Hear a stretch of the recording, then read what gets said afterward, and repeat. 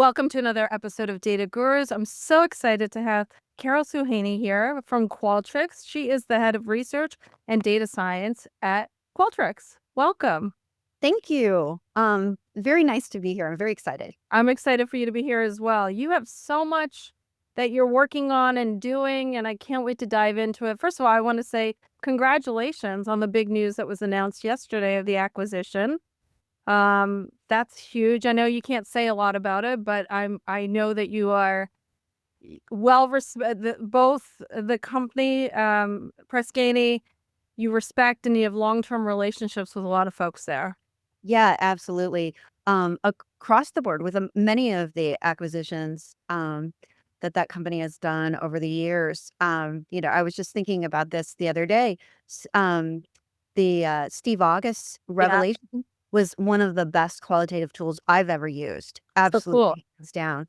And I formed a great relationship with Kristen Luck, used to be associated president Yep, of Decipher many years ago, and thought that was a excellent tool, yep. um, excellent software.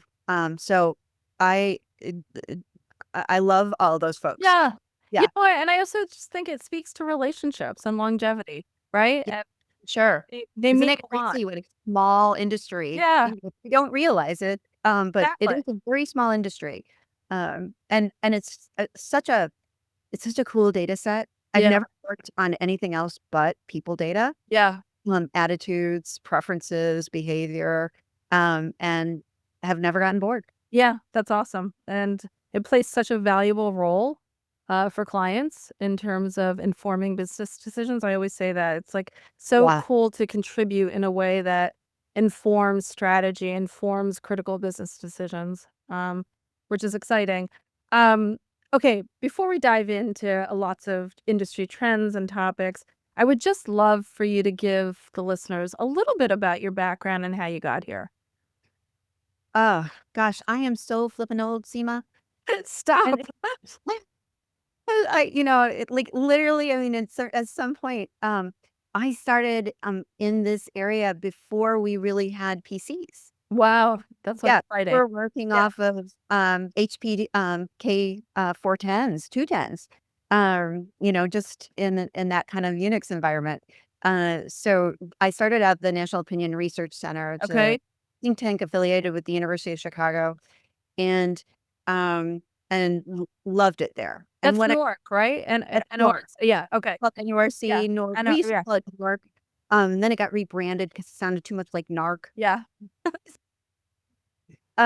And what I didn't realize as a young whippersnapper, because I was a pretty young Yeah. whippersnapper, is that the people I worked with at NORC were an incredibly special group. Mhm. And I love my time at Qualtrics. I've been here for 12 years. I'll never go anywhere else. I Yeah. absolutely love the people. But that group Yeah.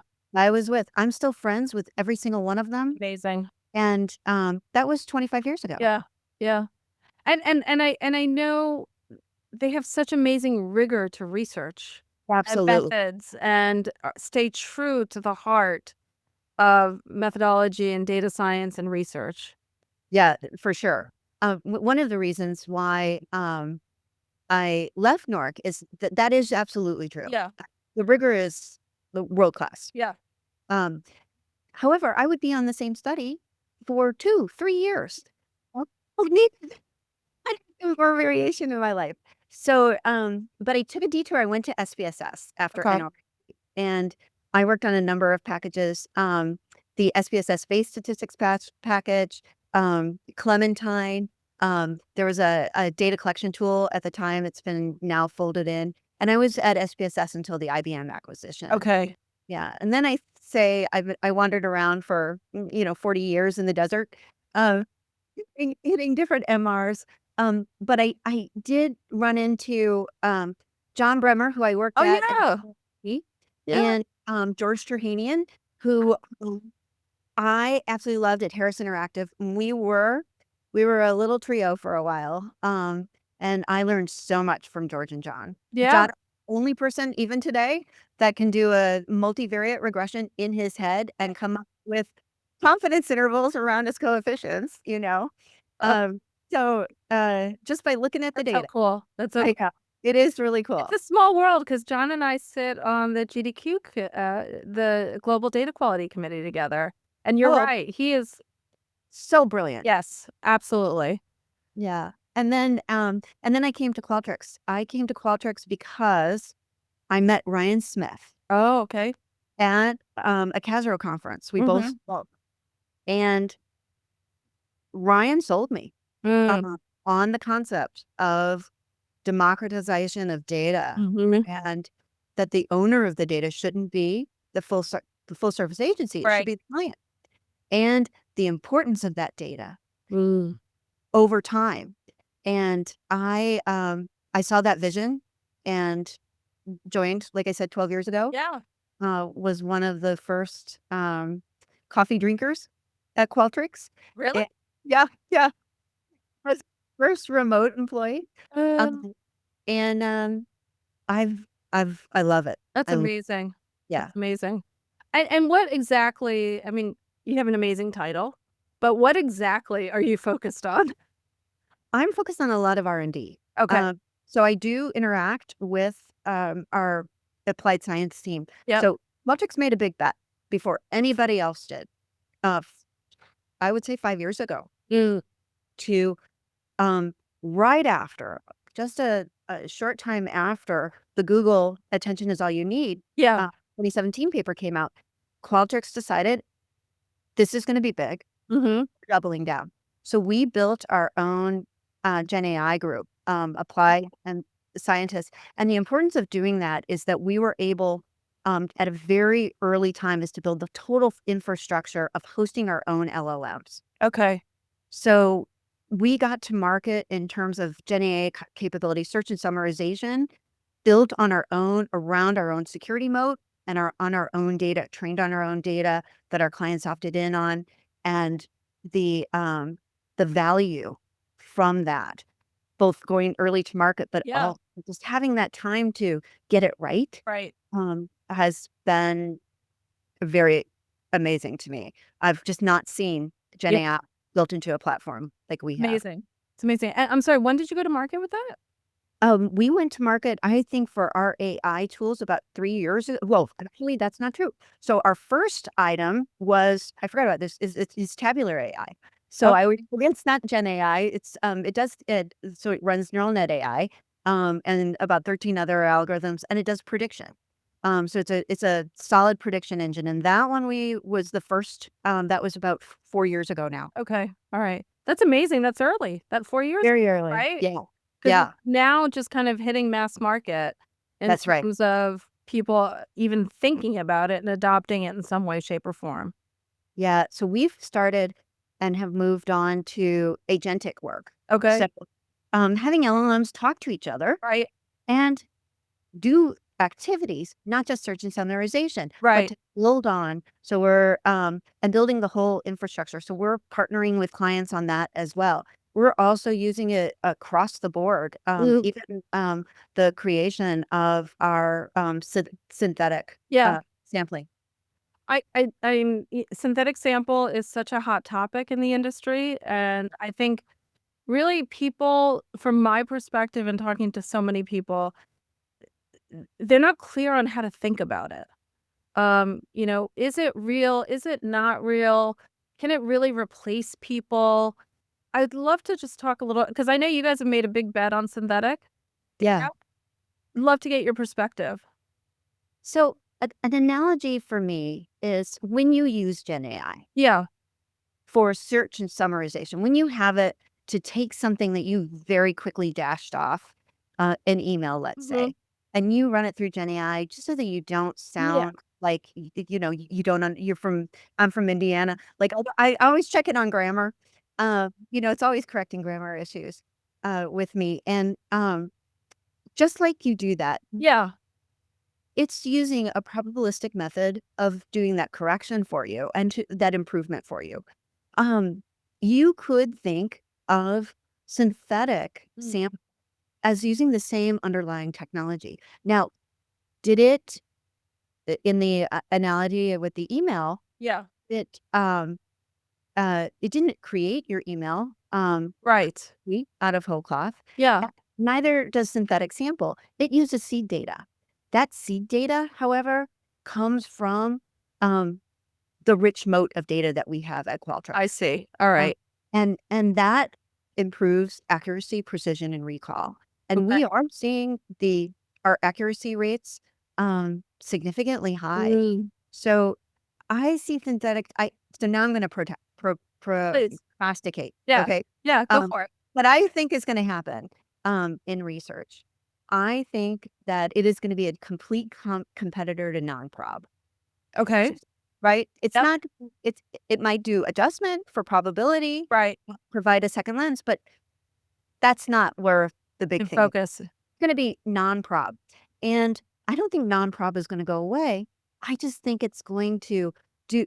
You know, over the past 15 years, Yeah. we saw a severe commoditization, Yes. human being Yes. sample, right? Yes.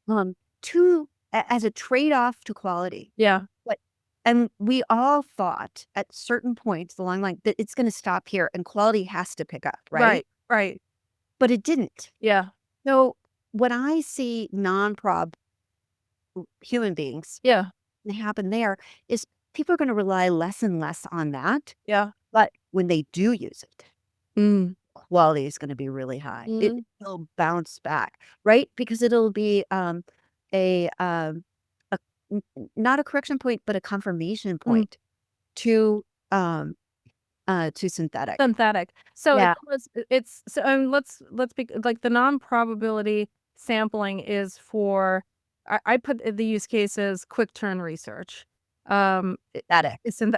And that's where the use case for synthetic is. Let me quickly figure out, am I heads up, thumbs up, thumbs down, message Mhm. testing, concept ideation, so on and so forth. But do you also see in that use case doing a small sample of real people to Abs compare? Absolutely. Okay. I think there will be clients who will require doing that Yeah. for a really long Long time. time.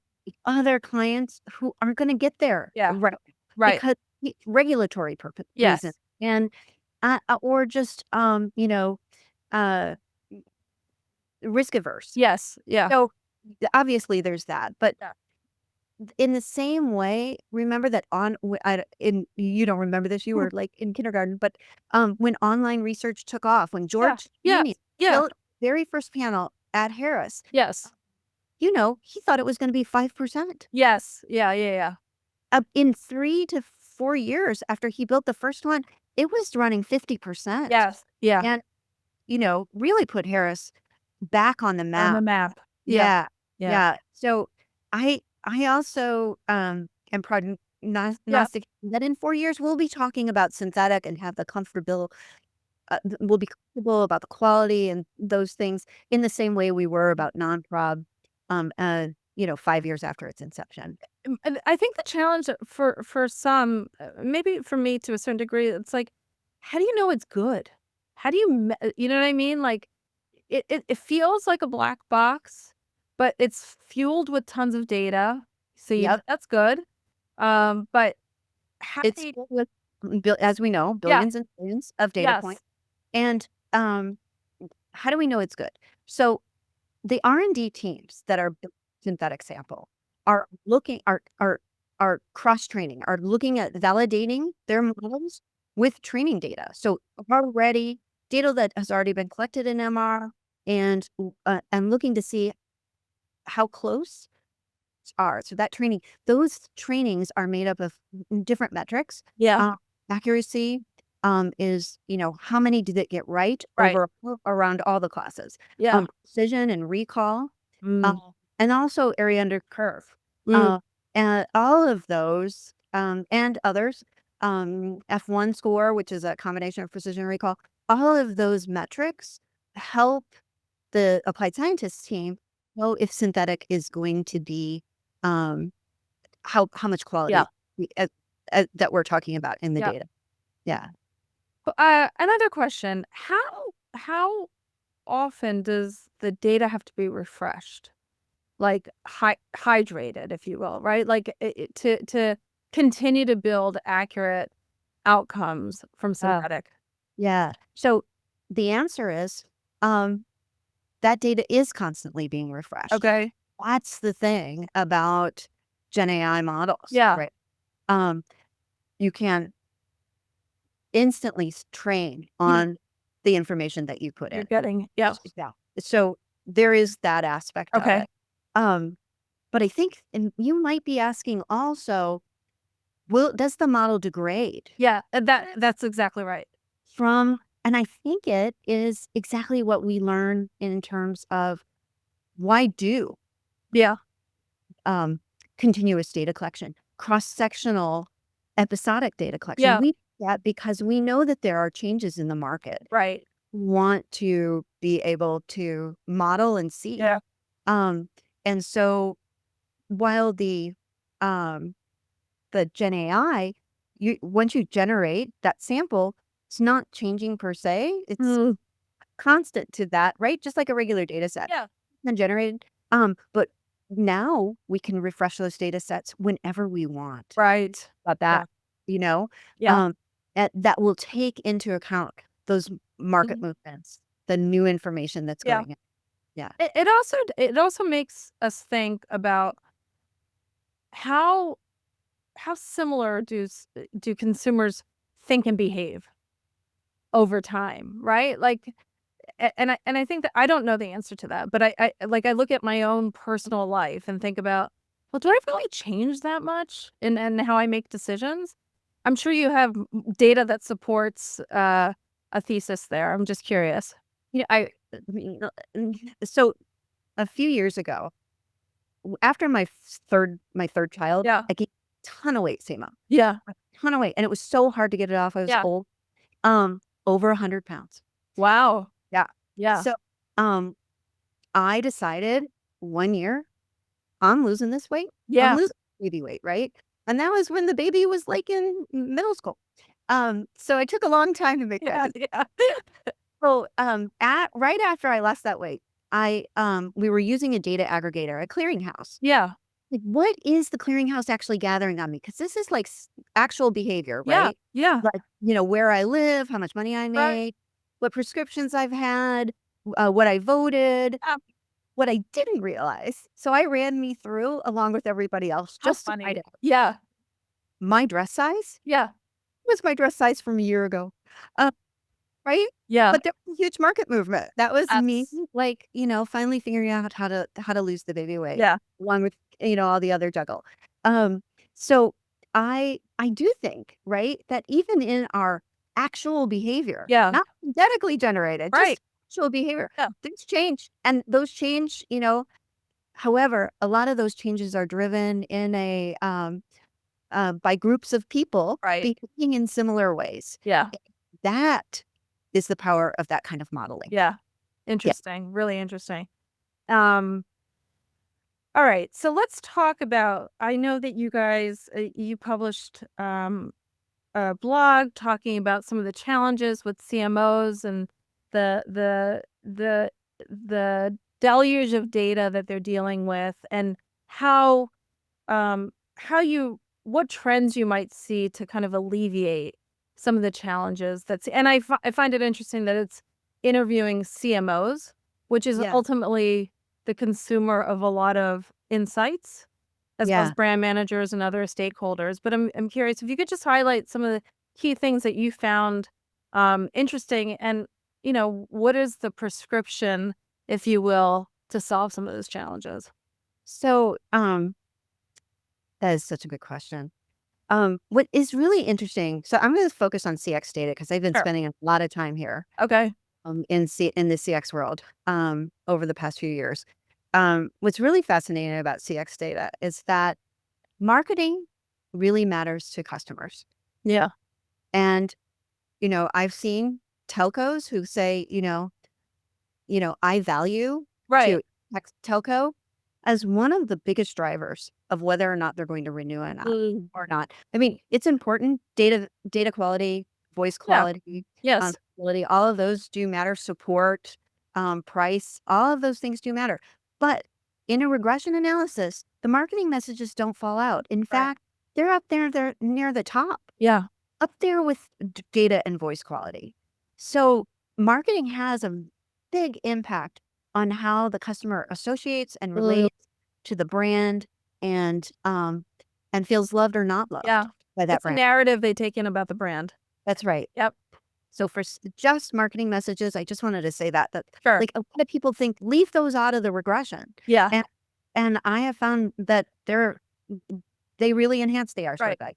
So secondly, the reason why I bring up regression is that regression is our number one tool. Even in this world of Gen AI, Yeah. if you asked Gen AI and tested a data set, it would go write a Python script for regression, Regression. Okay. right? Yeah. So the most important part is tracking these to a business outcome that we care about. Yeah. How do we improve that business outcome? Well, how does customer experience improve our business outcome? Because if all we did just altruistically were just, trying to improve customer experience, um, it's hard to get a C-suite to kind of rally Right. against, right? To be Yeah. just altruistic. But what we do know, over and over again, that improving a customer experience in certain ways Yeah. improves the bottom line and Yep. grows top line growth Yep. more than most other things that you can move in a Yeah. company. Yep. So how do you find out what matters? Because we are in this like gargantuan amount of data. Data deluge. Yeah. Data deluge, and there are statistical techniques. So this is really for big data. Right. And regression analysis is the best tool today to find out what matters and what doesn't matter right now. What's table stakes? Yep. Where do you need to improve? Yep. Where can you just coast? Mm-hmm. Where do you just need to take? It's not important anymore. Take your eye off that ball. That in itself is such a powerful set of information. It gives you Yep. Yeah. significant and important signal to make a good choice, Yeah. to make the right choice, to maximize Yeah. your business outcome. But it has to be done with a technique like regression. Right. It has to be an advanced analytic or machine learning technique. I'm so glad that you said that because I think that there is a glut of I shouldn't say glut, but there is a lot of data that's accessible to organizations, and to really figure out how to rationalize it and drive towards business outcome is really Yeah, the bigger challenge for many it is. companies. Yeah. And it's nice to hear that regression still plays a really important role to Right. predict shareholder value or revenue growth, whatever that might be. So when you can simplify your thinking to say, all right, what do I think the drivers are? And Yeah. be able to predict it. It's And to say how much, right. let's just say, of renewal Yeah. made up of these 30 drivers, these Yes. 100 drivers. And that's what the R squared value is. Right. These drivers taken together Yeah. make explain, 62% Yeah.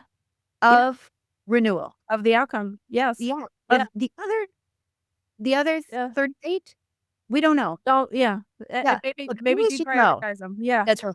I love it. I love it. That's very powerful. It is powerful. I don't know if everybody's thinking of it that way, but I think it's a nice kind of going back to the basics, even though it might not be survey data. It could be internal. Anything. It could be Yeah.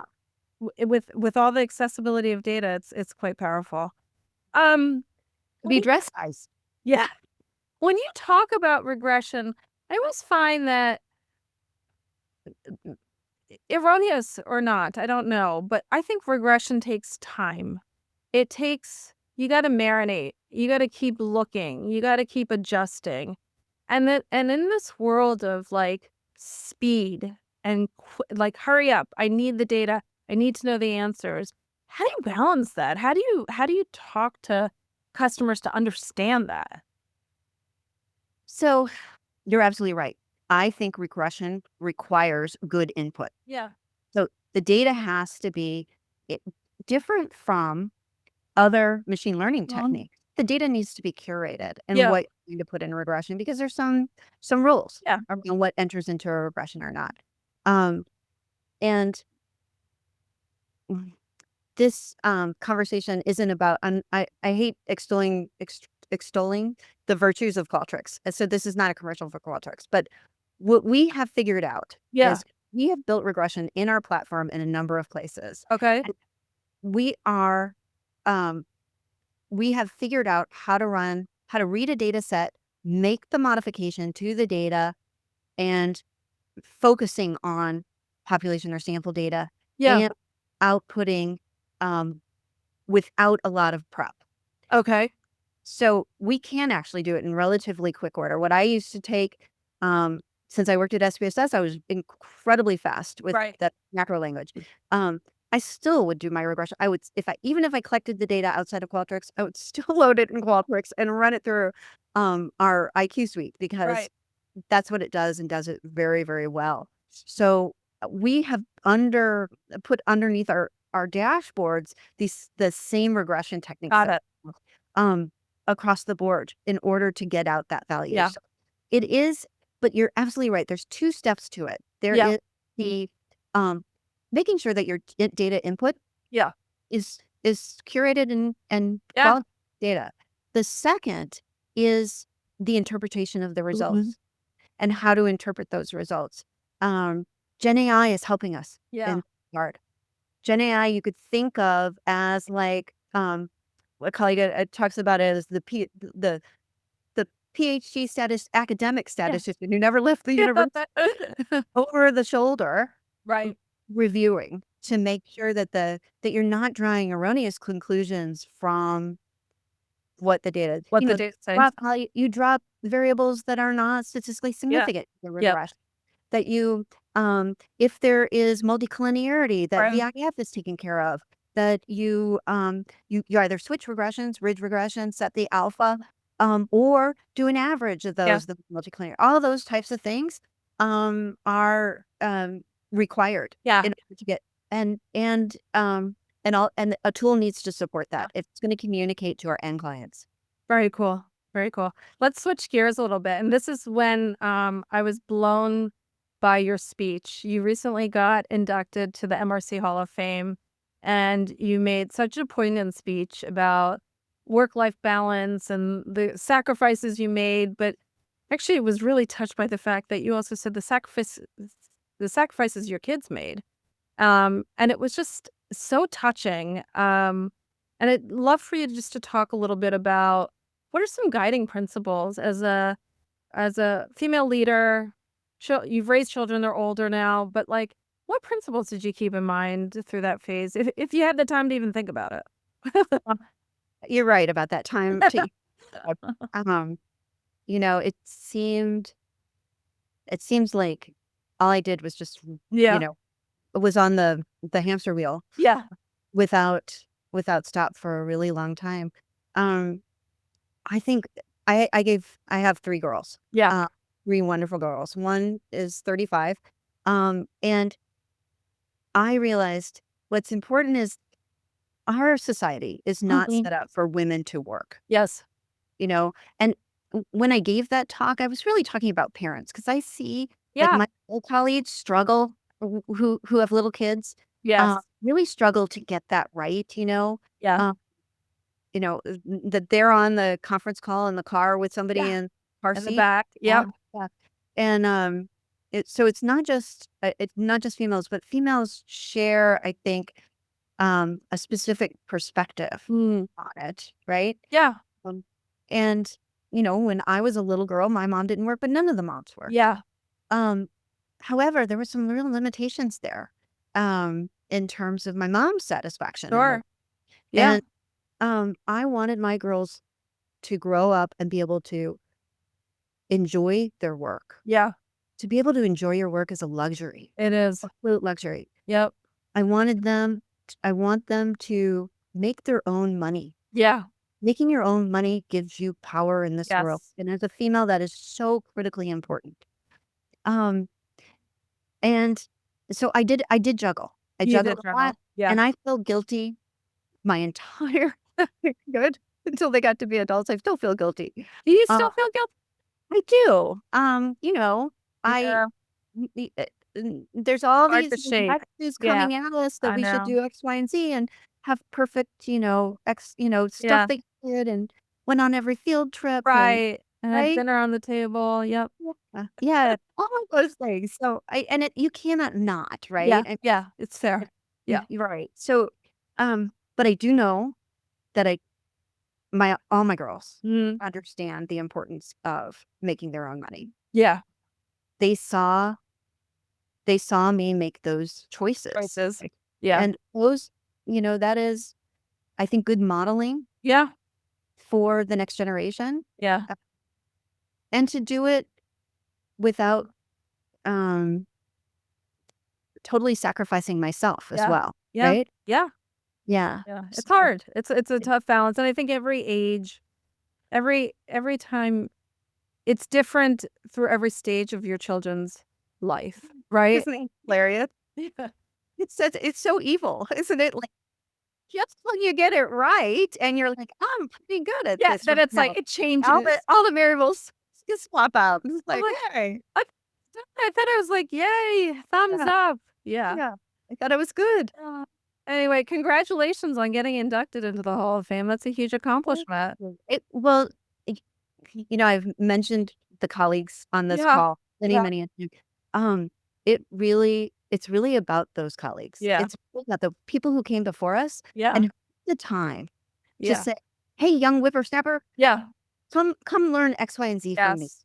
Yeah. And and it and teach me Yeah. the things I needed, and I'm hoping, in my own gruff way, that Yeah. I'm doing it to the next generation. Sure. It's just really important, Yeah.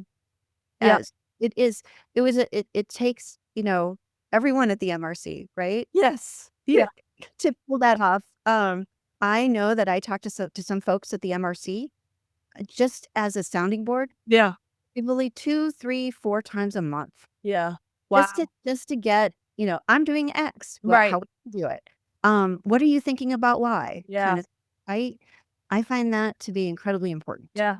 Yeah, I totally agree. And I do agree with you. It's so important to give back and to find the younger whippersnappers and say, hey, listen, let me tap you on the shoulder for a second. Let me show Yeah. you X, Y, and Z. And just to see them light up to say, me? Really? And you get to be part of their story in some small way. It's very cool. To So Carol, I so appreciate you joining me today. I thoroughly have enjoyed our conversation and I look forward to keeping in touch. Thank you so much, Sima. What an honor to Thank be you. on this podcast, and uh, I really enjoyed it, and I can't wait to listen to your next. Awesome. Thank you.